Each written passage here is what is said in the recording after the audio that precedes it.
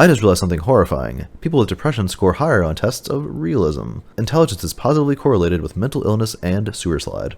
What this indicates is that if the mind understands too much about reality, it will want to destroy itself. Human life is existential horror. Okay, so today we're going to be examining this kind of old suspicion that high IQ levels lead to an over-awareness of all of life's problems, resulting in existential crises and depression. Now, it's rather easy to arrive at the conclusion that's presented in this meme, but it's not an entirely helpful conclusion, nor is it a correct one. Let's examine why. So first we're going to examine how to look at this through the lens of existential psychotherapy, life philosophy in general, and more empirical sciences. And then we'll take a look at some more famous philosophers' opinions on this matter. So what this meme is getting at is often referred to as the curse of knowledge, and this is dating all the way back to biblical times. We see in the verse from Ecclesiastes, with much wisdom is much sorrow, as knowledge increases, grief increases. The line between saying that and saying, woe is me, I'm so smart, is not very clear. First of all, how can we test for realism when our best scientists and philosophers and theologians all disagree on the true nature of reality? This is also referred to as the Autoepistemic Gap, where our ontological understanding of how reality truly is in and of itself doesn't always align with our epistemic understanding of how humans perceive the world that they occupy. We truly cannot know how reality is, despite our best efforts in science and the best tools that we have and technology available to us. Therefore, we are kind of liberated from the need to worry about this in a way of considering this. We can decide the meaning that we want to paint on reality to a very high extent. And it's not just that we can, we kind of have to. This autoepistemic gap has led me to rest my philosophies on what I call the liberation of the infinite. Basically, when there are more ways to perceive reality than can actually be counted, and more than can be understood within our human limitations, one is logically permitted to relinquish their need for absolution and settle on a set of principles and practices that behoove their betterment, specifically perspectives that don't lead them into these loops of existential horror and dread. But that's just my perspective. There are plenty of philosophies to choose from. We have Camus' absurdism and that boulder-pushing Sisyphus, analytical idealism and embracing one's daimon, as Schopenhauer and Kastrup describe it, or being a version of the universe experiencing itself through complexity and emergence, with all of these adversities thought of as a ticket, or the cost of admission to life in this form. We also have Nietzsche's Übermensch and the Buddhist conception of oneness, and Partitya Samutpada, the idea of interdependent emergence. This is kind of another way of saying that we're all cut from the same cloth, we all evolved from the same organisms, and we're all far more connected and similar than we are different. You also have seeking enlightenment and more pragmatic wisdom, or some blend of Eastern and Western philosophies as I'm currently pursuing. And I also feel it valuable to mix this with meaning and purpose in life, which John Vervaeke seems to be having great expertise on in this matter. A good way to measure meaningful pleasure in life is to ask yourself, is this worth putting in a journal? Is this something that I'd be proud of doing and something that I'd enjoy reflecting on later in life? Now, John Vervaeke describes arriving at a meaningful life by addressing 4 concepts here. First of all, examining your purpose in life, and this is an overarching goal. We can look at this in the Japanese model of ikigai. The definition of ikigai is a reason for living. And so, as we see in this diagram, it's kind of a mixture of what you love and what the world needs that gives you a mission.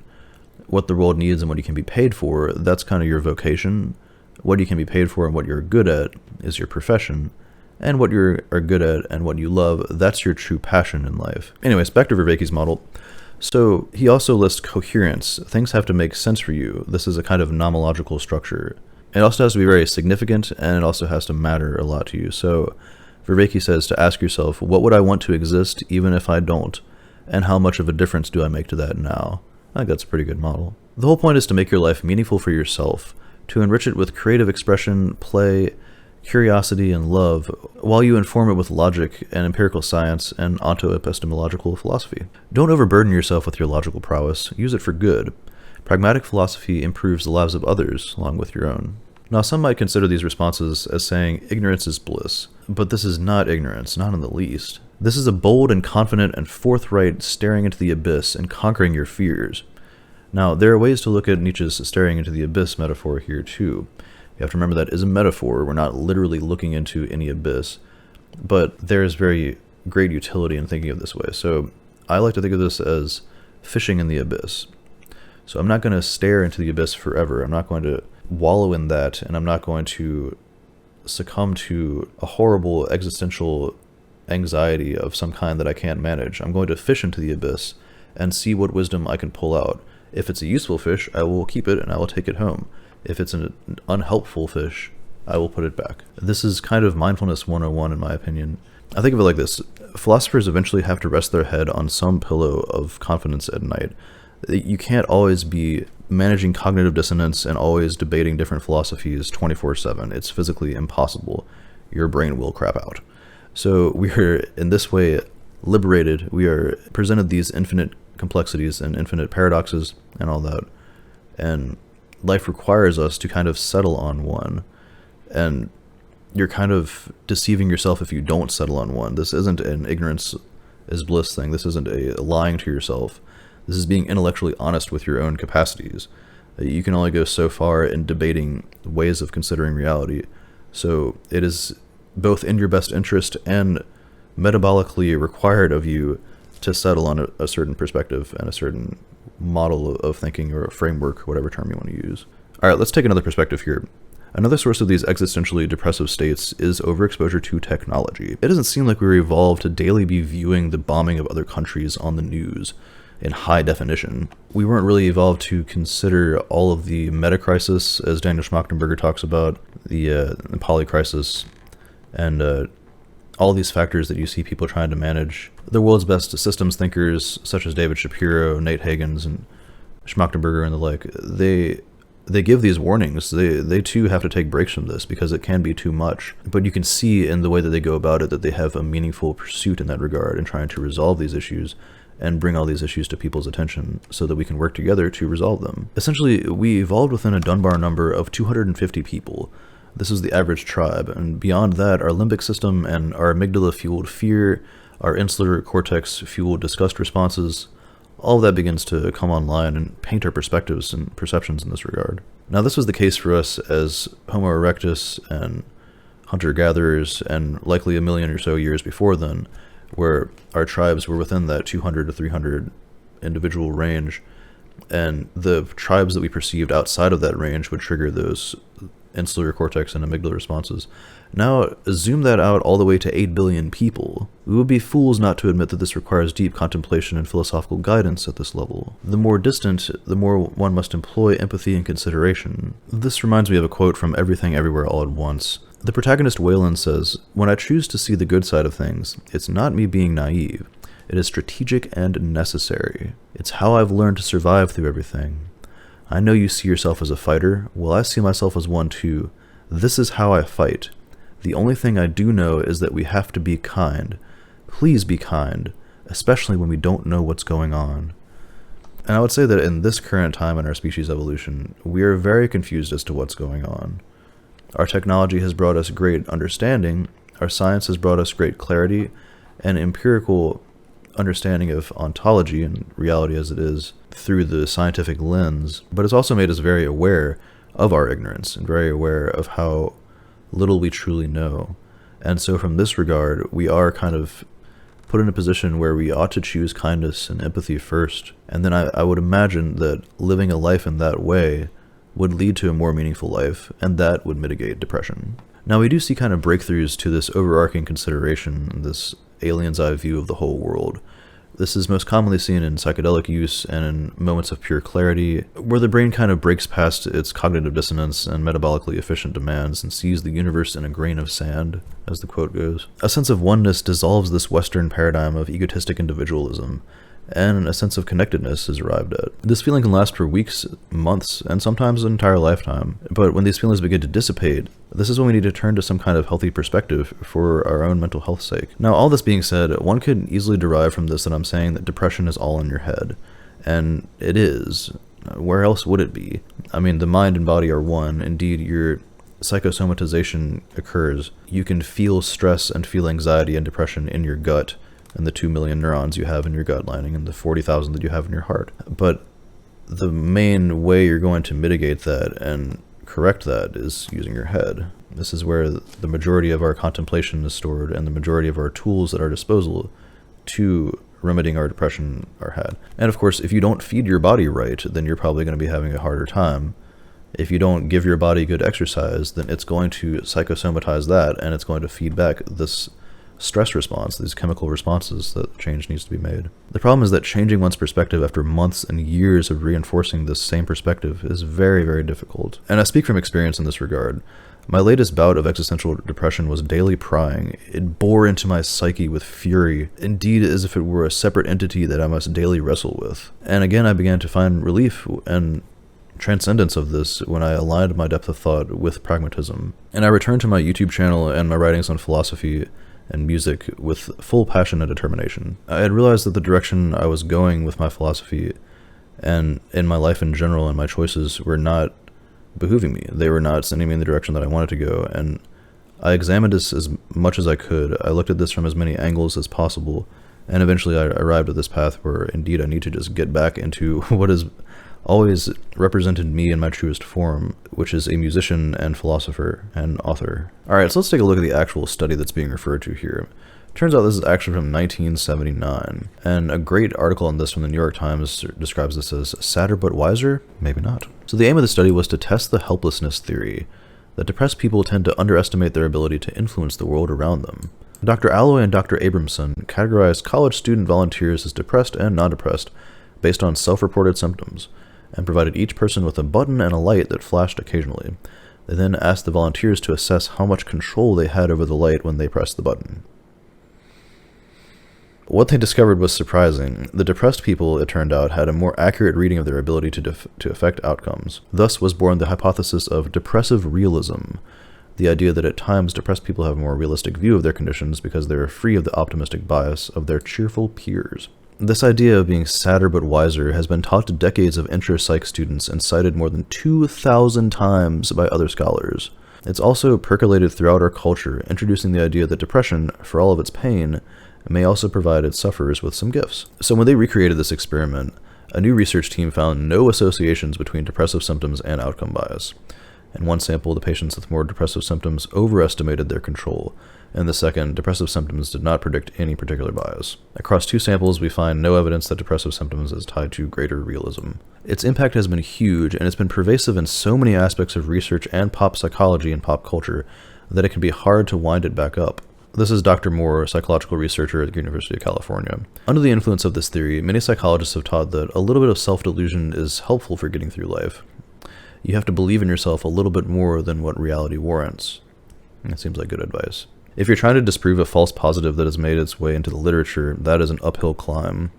Dr. Alloy said, "It simply isn't true that depressed people are more accurate in their perception of the world. That is too broad and general of a statement." Also, Dr. Alloy and Dr. Abramson published their paper saying that the sadder but wiser idea has not guided emerging treatments. Clinicians have gravitated towards cognitive behavioral therapy, which helps depressed patients identify distortions in their thoughts. And this is kind of the best approach that we have. Over the past 85 years, CBT has been the primary advised psychological therapy approach by the APA, in fact. The idea here, using this language of distortions in thought or cognitive distortions, this is now being highly questioned by the more lived experience and accommodative and validative approach, or the neuroaffirmative care model, as it's called, where we affirm the patient's lived experience and their current lived experience and insinuate that that must remain so, that must remain permanent, which goes against this idea of change. But the message that's received from this, when you say someone is having a cognitive distortion or whatever, is that's seen as gaslighting. It's seen as highly insensitive. It's basically like saying, "So what you're saying, doc, is that my thoughts just ain't good enough." And of course, the response to that is now calling CBT medical gaslighting, which we've talked about in other videos. But that's the major part of the therapy process, is this growth mindset and questioning when your thoughts are not your best. Alan Miller, a clinical psychologist at the Beck Institute, says, "We would do a disservice to the client by accepting that what they say is a reality, rather than through a gentle Socratic process to ask them to explore and examine their pattern of thinking." This is the Socratic questioning process too. This is really big in CBT and mindfulness practices. Anyways, depression is a chemical signal. Like all emotional states, these are signals that something needs to be changed. And of course, there are exceptions if you have a genetic predisposition towards this, but those are extremely rare, fortunately. But even in these cases, action and a growth mindset is still very important. I digress. To me, wisdom involves using one's intellect to give back to the world. Otherwise, it might turn back against them, like an Ouroboros, an egotistic, self-consuming feeling of some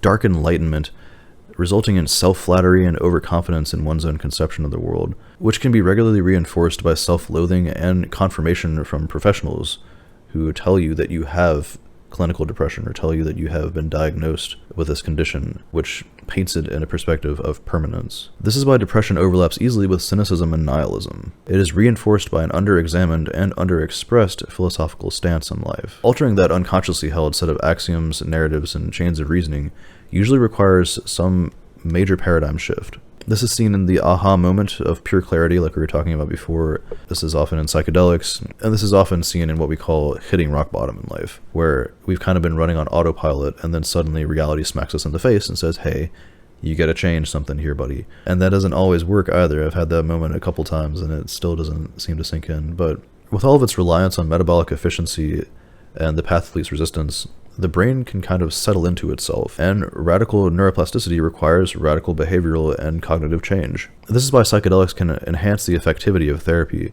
It makes the brain more spongy and absorbent, and also helps the brain connect to other parts that it doesn't usually talk to, and it helps various regions of the brain talk to each other that don't normally talk. This is how you get those aha moments, where you kind of break through. But of course, I'm not recommending any of that. Please talk with your doctor before you consider anything like this. So let's return to the question of intelligence equating to depression. For one thing, you can look at how many highly intelligent philosophers and scientists are circulating the internet right now. Countless podcasts and interviews are done with high IQ individuals who describe themselves as quite fulfilled and content and happy in life. And I would assume this is likely because they have found a meaningful direction for their intellect. So if you're not entirely convinced, here are some empirical studies on the matter.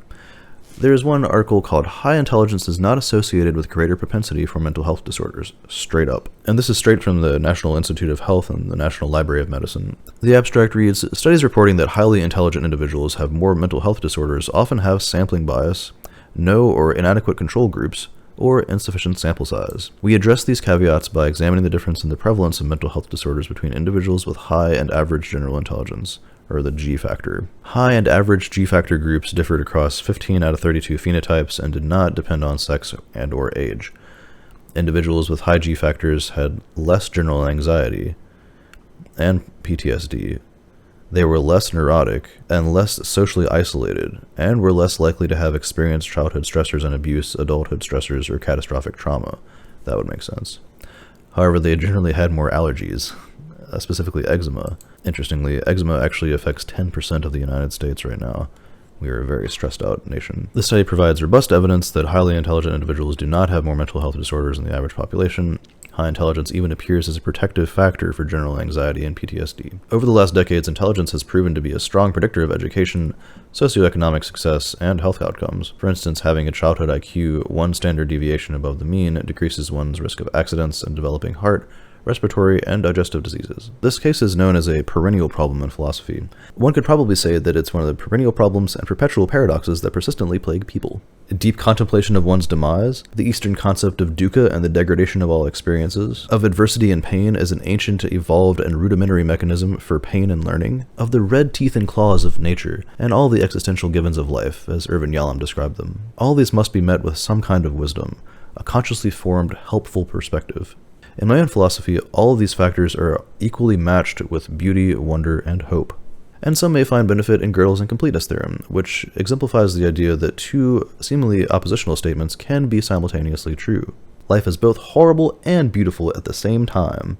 And because there are uncountable ways to describe it as beautiful and uncountable ways to describe it as horrible, I will, in as many cases as possible, describe it in the former. And of course, one can choose any of the other philosophies mentioned earlier, or try and form your own.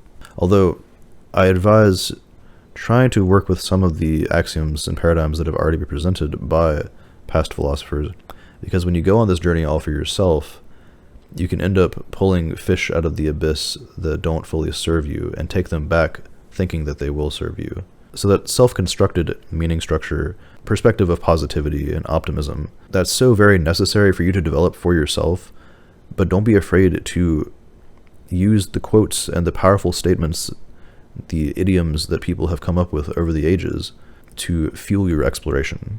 Now, I neglected to mention another solution to this whole isolation of intellect and the cynical aspects of nihilism. This would be the soul. And I don't personally believe in a soul, nor do I believe in a spirit. These can't really be empirically validated, but I'm not going to judge anyone for believing in that themselves. It works for a lot of my family. It works for some of my closest friends. And I'm still able to carry on very deep and meaningful relationships with those friends, despite our very different axioms and reasoning in this regard. Most of the highly left-brained, linear, and logical thinkers don't tend to find evidence for this. But there are plenty of highly intelligent theologian philosophers like Kierkegaard, Dostoevsky, C.S. Lewis, and so on. If this works for you, use it to your advantage. Many religions describe all this adversity and unfair and unequal distribution of suffering as a test of our faith. If it helps you to believe this, more power to you. It also very much addresses the existential dread aspect of your demise. Alright, I want to end this video with some quotes from my fellow philosophers and also some more famous, well-known philosophers throughout time. One person wrote that a better approach might be to believe something like, "Despite being so smart, I have not yet figured out how to overcome my depression. I wonder what I haven't learned or understood yet to solve this problem." Now, this is the solution-focused mindset which is taught in CBT. The idea here is to continuously ask, what have I not tried yet? And because there are more solutions and approaches than one can ever hope to try in an entire lifetime, one can just keep trying. And of course, this is nuanced as well. We have to give ourselves a break every now and then. And indeed, sometimes mental disorders can be quite permanent in nature. But most of the psychologists I interview and research tend to say that those are related more to traumatic brain injuries, childhood trauma, and wartime PTSD. But that's a whole other topic. Let me know what you think about this in the comments. Another person said, "There is a midway point between ignorance and wisdom. This is the domain where these issues manifest." Furthermore, some people claim that this study on realism is actually quite real and has just been misinterpreted. One person said, "This is a gross misrepresentation of the study. They found that people who are majorly depressed perceive a very distorted reality, and people who are somewhat depressed perceived reality more clearly than people who are not. There is no correlation, let alone any causation, to be inferred here." Another person wrote, "The mind tends to separate itself from reality, and therefore needs the heart filled with love and the creative will to balance it in action, loving action." Regarding the whole curse of knowledge, one person replied, "This sounds more like a curse of attachments."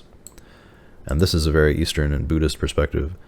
We can be very swayed by our attachments to life, and we form these attachments in metaphor and in our meaning structures. One person just described this as straight up the so-called human condition. Another person says, "Wisdom is healed pain." Another person said, "A graceful acceptance of the realism remains the issue, I believe.